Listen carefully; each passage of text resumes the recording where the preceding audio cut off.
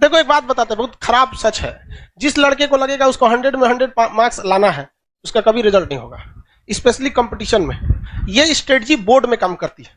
जब आप बोर्ड के एग्जाम दे रहे हैं, 10th में, मैट्रिक में, इंटर में, वो बीएससी एमएससी, उसमें काम करती है। सपोज करो कि आपको 100 नंबर का क्वेश्चन आ रहा है, कितने नंबर का? 100। भगवान उतर जाएगा तो 100 करेगा? इसका सबसे बेस्ट स्ट्रेटजी जानते क्या होता है? सबसे बेस्ट तरीका, इसका ऐसा 50% सेलेक्ट कीजिए कि हमको ये वाला ये टॉपिक हमको पढ़ लेना है। 50% ये डिसाइड कीजिए कि ये सारी चीजें हमें नहीं छूटनी चाहिए, क्योंकि एग्जाम में जब क्वेश्चन को एग्जामिनर बनाता है ना, तो उसको ऐसा नहीं है कि पागल है उठा और आके क्वेश्चन बना के चल दिया। उसे एसएससी का लेना है या बीपीएससी का लेना है, यूपीएससी का, ऐसा नहीं कि क्वेश्चन देना है, एग्जाम लेना है, लेके चला गया। उसके लिए भी कुछ रूल एंड रेगुलेशन होते हैं, उसके ऊपर भी कुछ होता है। जैसे स्टूडेंट्स के लिए एक सिलेबस होता है एग्जाम देने का, वैसे ही एग्जामिनर के ऊपर एक सिलेबस होता है क्वेश्चन सेट करने का पैटर्न, जिसमें वो 50% एवरेज क्वेश्चन सेट करता है, जिसके लिए बहुत खास मेहनत की जरूरत नहीं है, केवल सिंसियरिटी की जरूरत है। इसके बाद का जो 30% क्वेश्चन होता है, ये टफ होता है, और ये 20% उन्हीं को दिया जाता है जो बहुत होशियार समझते हैं अपने आप को, ताकि उन्हें बर्बाद कर दिया जाए।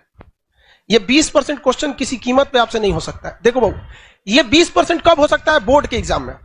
बोर्ड के एग्जाम में आप 100 में 100 करो, लेकिन जिसने यहां सोच लिया, आप कभी कभी देखते होंगे कुछ क्वेश्चन को हम बड़ा सीरियसली बताते होंगे, किसी क्वेश्चन को बता के इग्नोर कर देते हैं, अरे हटा यार। जानते किसको?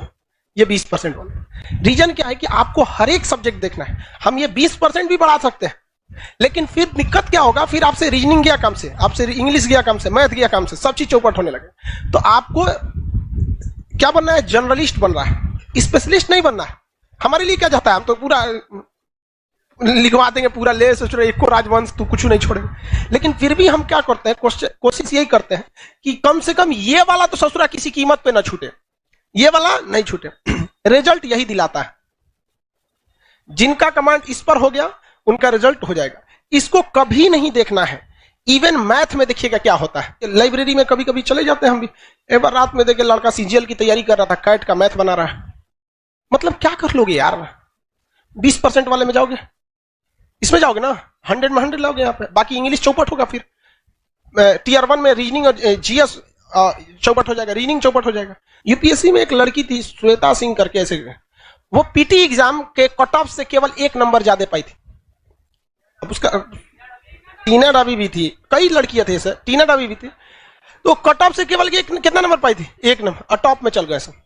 बहुत से ऐसे, केवल टीना डाबी या श्वेता सिंह का एग्जाम्पल नहीं, ऐसे हजारों के एग्जाम्पल मिले कि कट ऑफ से केवल कितना नंबर, 1, 2 या 3 नंबर ज्यादा, और उसके बाद जब ओवरऑल मेंस का आया तो पूरे ऑल ओवर इंडिया में चले गए। तो ये ऑब्जेक्टिव में आपको ये डिसाइड रखना है कि कुछ ऐसे चीज रखिए कि जो हमसे भगवान भी नहीं छीन सकता है। कौन सा? ये 50% वाला। ये 50% आपसे पढ़ाई मांगता ही नहीं है, केवल सिंसियरिटी मांगता है। हम जितना पढ़ा रहे हैं, आप घर जाके उसको सरसरी निगाह से 10 बार देखिए, बस 20-25 मिनट देखिए, ये आपसे कोई नहीं छीन सकता है। सब लोग को समझा रहे हैं, रिजल्ट नहीं, बहुत कम हम इस सब पे चर्चा करते हैं। आते होंगे, देखते होंगे कल कहां तक पढ़ाए थे, चल दिए आगे। इस पे ध्यान दीजिएगा।